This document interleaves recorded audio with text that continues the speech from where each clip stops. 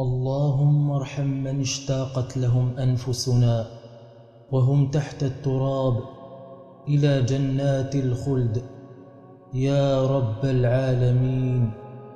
اللهم نور مرقد كل ميت وعطر مشهده وطيب مضجعه وآنس وحشته ونفس كربته وقه عذاب القبر وفتنته. اللهم في كل دقيقة تمر على كل مؤمن متوف غال علينا وهو في قبره أسألك أن تفتح له بابا تهب منه نسائم الجنة لا يسد أبدا. اللهم كن له بعد الحبيب حبيبا ولدعاء من دعا له سامعا ومجيبا، واجعل له من فضل